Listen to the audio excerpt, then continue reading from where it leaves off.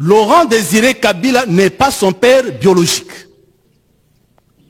Kabila n'a pas été adopté juridiquement.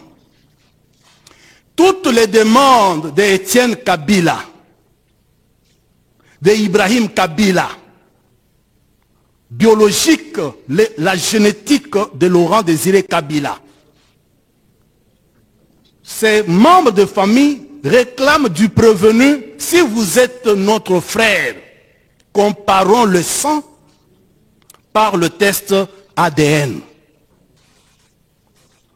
Demande irrécevable. Bonjour à toutes et à tous, bienvenue sur Kweli Info TV. Le procès de l'ancien président de la République démocratique du Congo, Joseph Kabila Kabange, Hippolyte Kanambe, continue de défrayer la chronique. Des révélations explosives ont été faites à la barre par les avocats de la partie civile et de la défense, soulevant des questions fondamentales sur son identité, sa filiation et même sa nationalité. Dans ce reportage, nous allons revenir en détail sur les arguments exposés devant la cour militaire, les zones d'ombre soulevées, ainsi que les implications politiques et judiciaires de ce dossier historique. Au cœur du procès, la véritable identité de l'accusé. Selon des témoignages et plaidoiries, Joseph Kabila ne serait pas le fils biologique de Laurent Désiré Kabila, ni de Maman Sifa.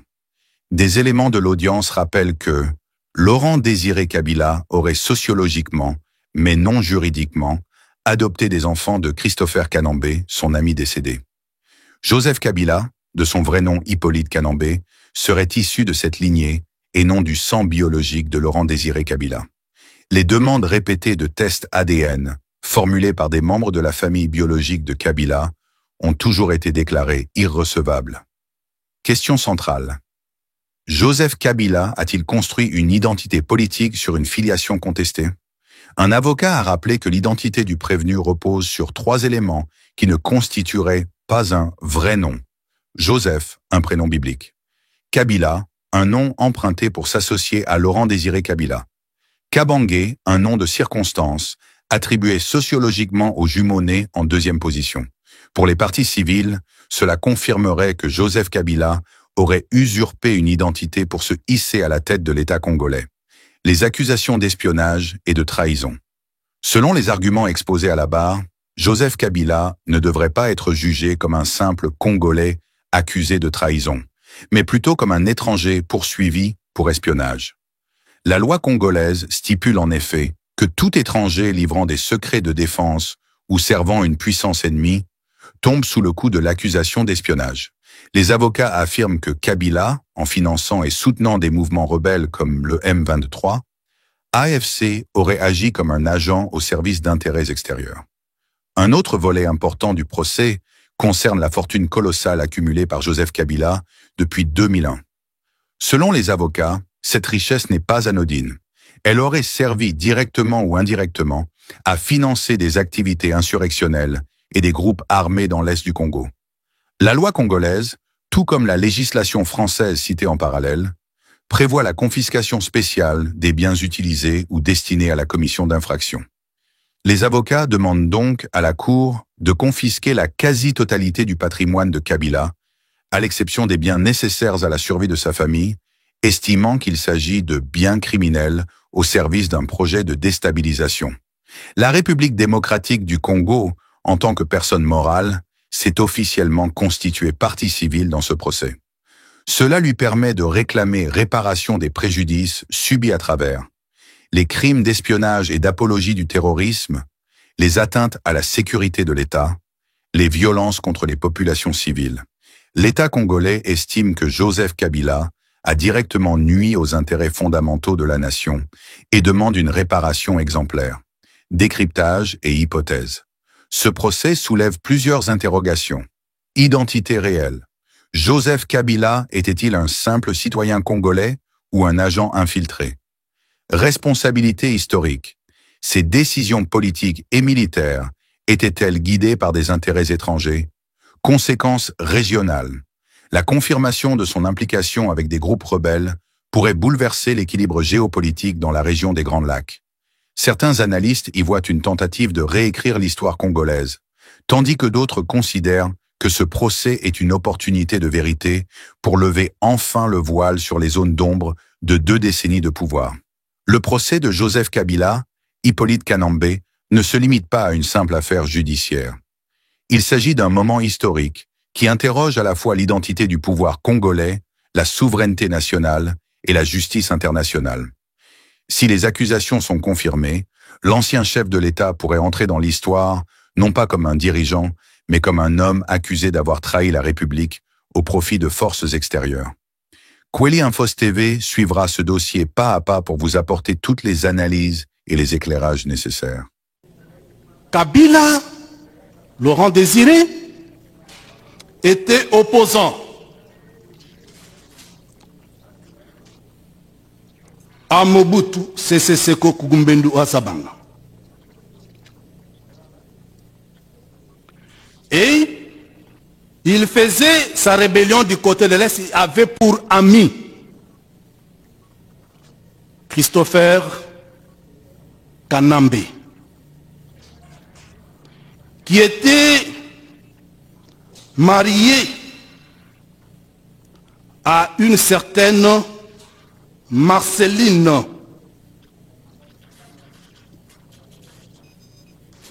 Et il est arrivé que ce couple, Christopher et Marceline, ont eu 3 enfants, dont le jumeau, 2 jumeaux. Et M. Christopher Kanambe trouva la mort. Ami à Christopher, Laurent Désiré Kabila va se marier coutumièrement à Marceline et va sociologiquement adopter, je dis bien pas juridiquement, sociologiquement adopter les enfants de Marceline. Et entre-temps, Abiyarimana, à qui Christopher faisait opposition, trouve la mort. Mobutu récupère la femme d'Abiyarimana. Comme pour dire en politique, il se passe des choses. C'est par cette façon que Kabila va être intégré, pas dans la famille biologique, mais dans une famille par alliance, parce que sa mère, Marceline, est devenue la femme de Laurent Désiré Kabila.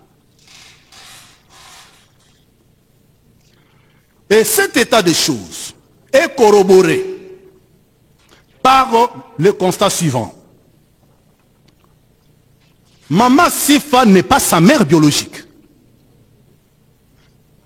Laurent Désiré Kabila n'est pas son père biologique. Kabila n'a pas été adopté juridiquement. Toutes les demandes d'Étienne Kabila,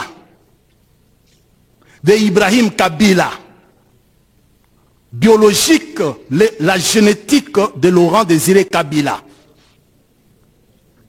ces membres de famille réclament du prévenu: si vous êtes notre frère, comparons le sang par le test ADN.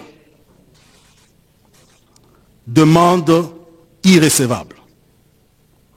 Vous en avez encore pour preuve que Aimé Kabila, qui était dans la même logique, a été assassiné. Floribert Chebeya, qui était sur les traces pour la défense d'Aimé Kabila, nous connaissons tous le sort qui a été réservé à Floribert Chebeya. Tous ces faits,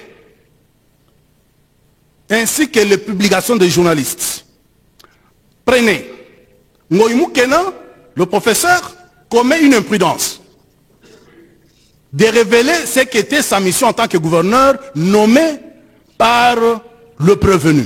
Il dit, et nous avons suivi, j'avais 3 missions. Il fallait créer une identité proche pour donner à Joseph Kabila une paternité. C'est ainsi qu'en 2001, s'il avait prêté serment comme moi, Joseph Kabila, en 2006, à la suite du travail fait par Ngoïmou Kena, qui lui avait ajouté le nom de Kabange, il va prêter serment comme moi, Joseph Kabila Kabange. Mais comme a dit Richard Bondo, mon distingué confrère, ça ce n'est qu'un pseudonyme. Je me demande comment certaines personnes ont honte de leur identité, de leurs origines. Moi, je ne peux jamais avoir honte de mes parents, de mes origines. Et j'enseigne ça à mes enfants. Alors, à part la contestation des enfants biologiques de Laurent Désiré Kabila, Sifa est là, et personne n'a jamais dit que c'était sa mère. Revenons sur les révélations de Ngoïmou Kena. Ngoïmou Kena dit que c'est une mission réalisée. Mais regardez un peu, quand Maître Bondo développe la théorie des pseudonymes, il a raison. Parce que dans tous les trois éléments qui composent l'identification du prévenu, vous n'avez pas un nom propre. Vous avez le prénom chrétien. Vous avez un nom qu'il a pris de Laurent Désiré Kabila. Et vous avez un nom de circonstance de naissance. En effet, Joseph, c'est un nom biblique. Prénom, comme moi, Jean-Marie. Maintenant, il ajoute Kabila parce qu'il veut s'octroyer la paternité de Laurent Désiré Kabila. Comme moi, Ilunga, c'est mon père. Mais j'ai maintenant mon nom. C'est Kabengela. Kabange, ce n'est pas un nom propre. Kabange, ça traduit qu'il est né deuxième après Kyungu. Jumeau. Donc c'est un nom commun à tous les jumeaux qui naissent en deuxième position. Posons-nous la question. Alors finalement, quel est son nom? Quand vous enlevez le prénom, le nom qu'il a pris de Kabila pour faire de lui son père, et le nom de circonstance de naissance, quel est son nom? Il n'a pas de nom. C'est pour rejoindre la plaidoirie de Maître Chabondo, il garde son nom. Hippolyte Kanambe. Et pourquoi j'ai fait cette démonstration, c'est pour dire que, contrairement au ministère public, Kabila ne mérite pas d'être jugé comme Congolais pour trahison. Il mérite d'être jugé comme espion. Parce que la loi dit que tout étranger qui livre les secrets de défense, qui livre les édifices, les bâtiments, les constructions à une puissance étrangère. Et donc, c'est un étranger qui était au service de la puissance ennemie. J'aborde la question relative à la confiscation spéciale. C'est notre contribution parce qu'il revient au ministère public de requérir là-dessus. La confiscation de biens du prévenu est en droit pénal une peine complémentaire généralement obligatoire, mais des fois elle est facultative. La confiscation spéciale peut porter sur le corps de l'infraction, sur l'objet ayant servi à la commission de l'infraction, sur les choses qui ont été produites par l'infraction, ainsi que sur les choses destinées. Nous insistons. Les choses destinées à la commission des infractions, tant que la propriété revient au prévenu. Nous sommes sur le dernier point de l'article 14 du Code pénal congolais. Dispensez-moi de dire livre 1 parce que vous ne trouverez pas l'article 14 dans le livre 2. C'est pourquoi je dis article 14 du Code pénal congolais. La spécification du livre étant superfétatoire.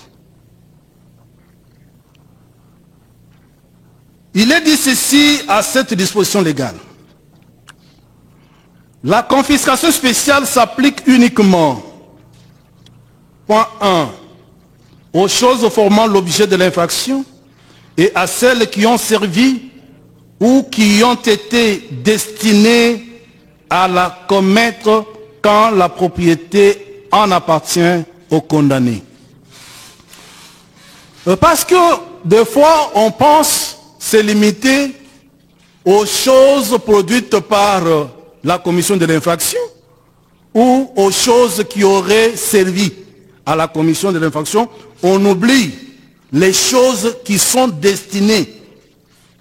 S'agissant des choses destinées à la commission des infractions pour lesquelles le prévenu est ici poursuivi, il y a lieu de signaler que toutes les richesses que le prévenu s'est acquise durant son séjour en République démocratique du Congo, le prévenu les destine à la commission des infractions, étant donné qu'il a été jugé à bon droit que les choses destinées à commettre l'infraction comprennent toutes celles dont le prévenu a fait usage intentionnel depuis le commencement de l'exécution jusqu'à la consommation de l'infraction, et celles que le prévenu avait avec lui, mais dont il ne s'est pas servi, parce qu'il n'en a pas eu besoin. C'est très important. Et même celles que le prévenu avait avec lui, mais dont il ne s'est pas servi, parce qu'il n'en avait pas eu besoin. Et parce qu'il n'a pas eu l'occasion de s'en servir. Tel est le cas de toute la richesse accumulée par le prévenu. Il est entendu que la confiscation de biens destinés à la commission des infractions constitue à la fois une peine et une mesure de sécurité publique qui peut être prononcée même par le juge d'appel si le premier juge ne l'avait pas fait, et ce, même si l'infraction faisant l'objet des poursuites est couverte par la prescription. Il y a une référence, je cite Georges Mineur, et vous aurez les références dans notre note de plaidoirie. C'est dans le même sens qu'est écrit l'article 131-21 du Code pénal français, tel que mis à jour le 26 juin 2024, qui dispose comme les libellés de notre législation congolaise. À ce sujet, l'Agence française de gestion et de recouvrement des avoirs saisis et confisqués, établissement public sous double tutelle du ministère de la Justice et du ministère des Comptes publics, a publié ce qui suit. En privant les organisations criminelles de leurs ressources financières, on affaiblit leur capacité à opérer et à se développer. Et l'on restreint leur facilité à commettre d'autres infractions ou financer de nouvelles activités criminelles. Ce qui contribue également à prévenir la récidive.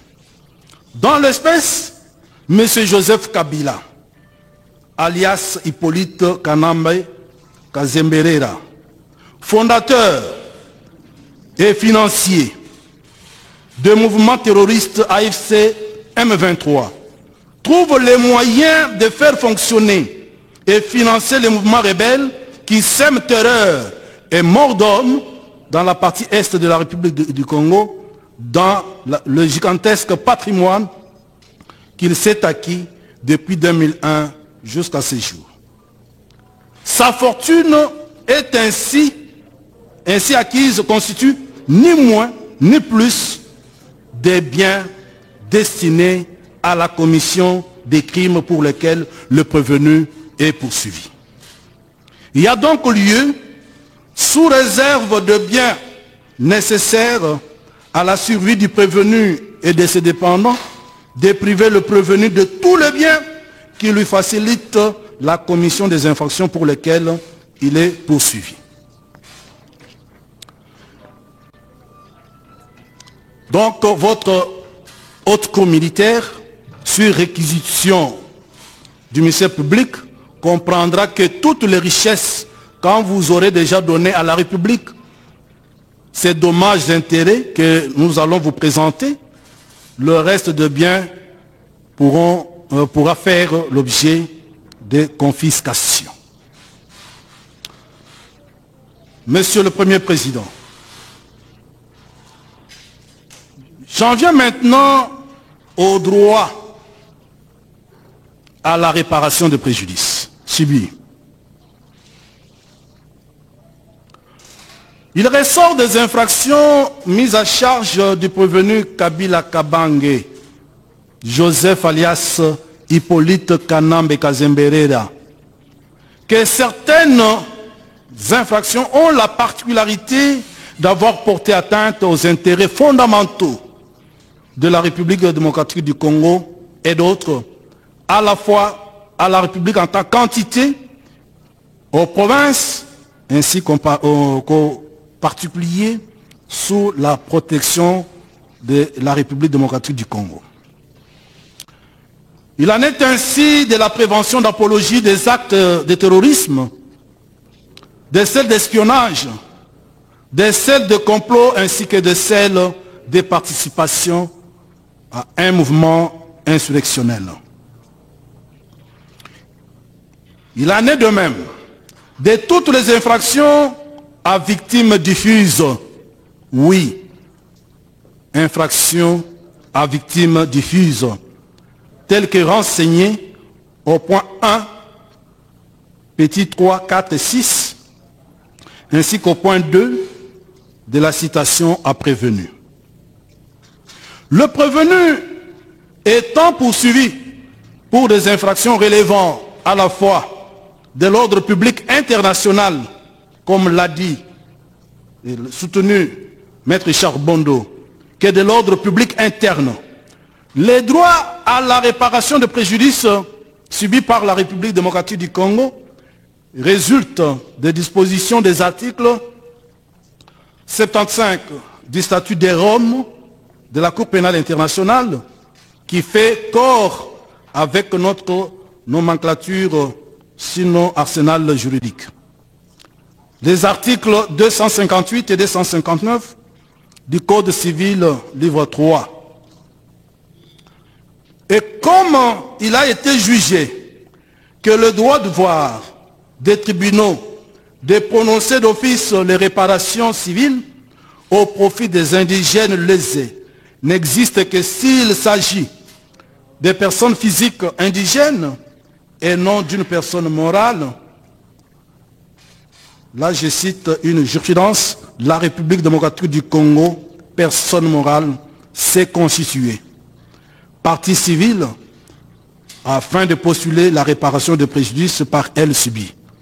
En effet, si la République, personne morale, ne s'était pas constituée, vous seriez désarmé parce qu'il vous est interdit d'allouer des dommages et intérêts d'office lorsqu'il s'agit d'une personne morale. Et comme elle s'est constituée,